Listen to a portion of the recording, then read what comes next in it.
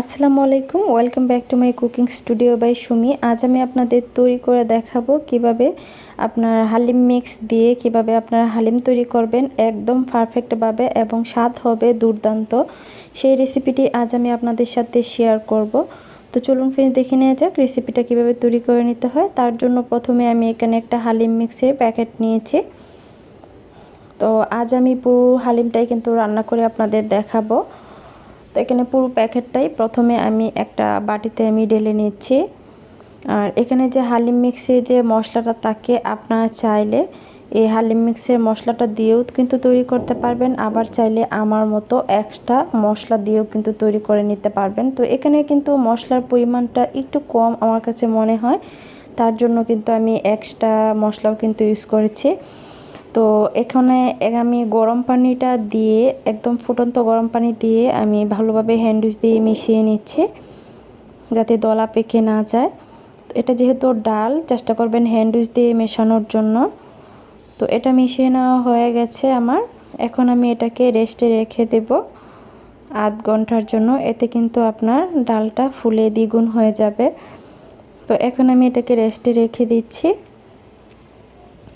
আর এখন আমি এখানে অন্য একটি বাটিতে আমি এখানে হাফ কেজির মতো গরুর মাংস নিয়েছি। ছোট ছোট টুকরো করে আমি কেটে নিয়েছি। এগুলো রান্না করার পর কিন্তু আরও ছোটো হয়ে যাবে।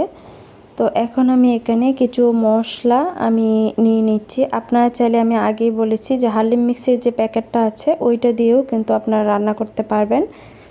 যদি খুব বেশি ঝামেলার মনে হয় তাহলে প্যাকেটের হালিম মিক্সের মশলাটা দিয়েও কিন্তু আপনারা রান্না করে নিতে পারেন। আর এভাবে রান্না করে কিন্তু আমি আমার পরিবারে অনেক প্রশংসা পেয়েছি। আপনারা চাইলে ট্রাই করতে পারেন। আমি এখানে 1 চামচের মতো লবণ, 1 চামচের মতো মরিচের গুঁড়া, 1/4 চা চামচের মতো হলুদ গুঁড়া, আর 1/4 চা চামচের মতো জিরা গুঁড়া, ধনিয়ার গুঁড়া 1 চামচের মতো, আর 1/4 চা চামচের মতো গরম মশলার গুঁড়া এখানে আমি দিয়ে দিচ্ছি। জালের পরিমাণটা যে যেরকম পছন্দ করেন সেই অনুযায়ী কিন্তু এখানে অ্যাড করতে পারেন। আর 1 চামচের মতো দিয়ে দিচ্ছি জিরা, আদা বাটা। এখন আমি এখানে পেঁয়াজ আর রসুন আগে থেকে ছোটো ছোটো টুকরো করে এগুলো আমি একটু ভেঙে নিয়েছি, যাতে ভালোভাবে আপনার ফ্লেভারটা বের হয়।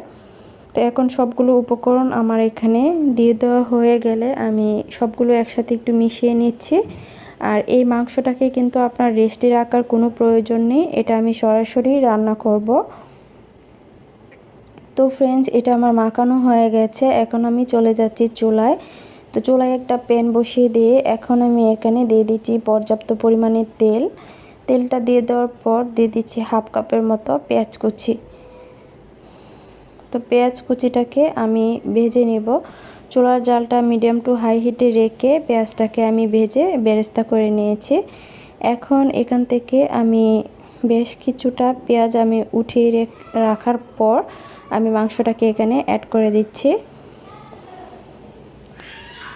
তো মাংসটা অ্যাড করে দেওয়ার পর আপনারা দেখতে পাচ্ছেন এটাকে আমি খুব ভালোভাবে আমি ভেজে নিচ্ছি। তো অল্প পরিমাণে একটু পানি অ্যাড করে দিচ্ছি। পানিটা অ্যাড করে দেওয়ার পর আমি এখানে যে হালিম মিক্সের মশলা প্যাকেটটা ছিল সেটা আমি এখানে অ্যাড করে দিয়েছি। দিয়ে একটা পেঁচালা দিয়ে কিছুক্ষণ একটু নেড়ে ছেড়ে দিচ্ছি। তো এই মাংসটাকে আমি কিছুক্ষণের জন্য একটু কষিয়ে নিব।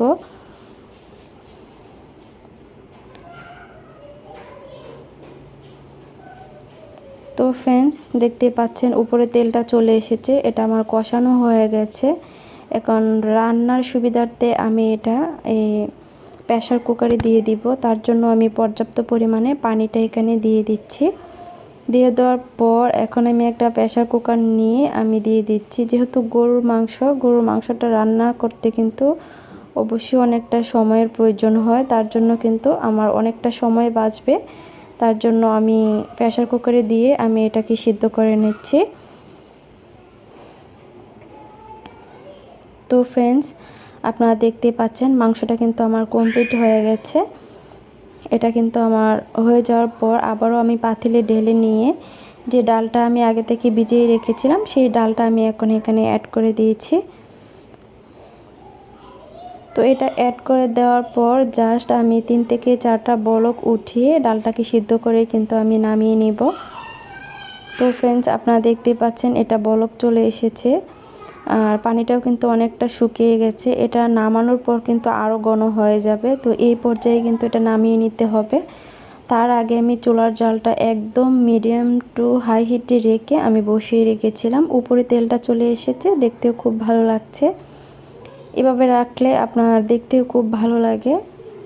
আর এটা কিন্তু এখন চুলাটা আমি অফ করে দিয়েছি, আর এখন পরিবেশন করে আমি আপনাদের দেখিয়ে দিচ্ছি। তো এখানে আমি এখানে পরিবেশন করার জন্য আমি 2 ধরনের কাঁচামরিচ নিয়েছি, একটু কালারফুল দেখানোর জন্য পাকা কাঁচামরিচ নিয়েছি। আর এখানে পেঁয়াজ বেরেস্তা নিয়েছি, কাঁচা পেঁয়াজ আমি কুচি করে কেটে নিয়েছি আদা কুচি, ধনিয়া পাতা কুচি নিয়েছি, আর এখানে শসা কুচি নিয়েছি, আর নিয়েছি লেবু। আপনাদের সুবিধার্থে আমি সবগুলো উপকরণ আমি আপনাদের একটু দেখিয়ে দিলাম। তো প্রথমে আমি এখানে হালিম মিক্সটা একটা বাটিতে ঢেলে তারপর আমি উপকরণগুলো একে একে অ্যাড করে দিচ্ছি। প্রথমে আমি এখানে আদা কুচিটা দিয়ে দিচ্ছি। এখন আমি এখানে পেঁয়াজ দিয়ে দিচ্ছি অল্প পরিমাণে, দিয়ে দিচ্ছি পেঁয়াজ বেরেস্তা। এখন আমি এখানে দিয়ে দিচ্ছি কাঁচামরিচ। 2 ধরনের কাঁচামরিচটা দিলে একটু কালারফুল মনে হয়। তো 2 ধরনের কাঁচামরিচ দিয়ে দেওয়ার পর এখন আমি এখানে শসা দিয়ে দিচ্ছি, ধনিয়া পাতা কুচি দিয়ে দিচ্ছি। তো সব শেষে এখন আমি লেবুটা চিপে এখানে আমি অ্যাড করে দিয়েছি। তো ফ্রেন্ডস, খুব সহজে আমার হালিমটা তৈরি হয়ে গেল। এইভাবে এই রেসিপি ফলো করে আশা করছি আপনারা একবার হলো তৈরি করে দেখবেন যে কীরকম লাগে। আর ভিডিও ভালো লাগলে অবশ্যই আমার চ্যানেলটি সাবস্ক্রাইব করবেন। সবাই ভালো থাকবেন, আমার জন্য দোয়া করবেন। আল্লাহ হাফেজ।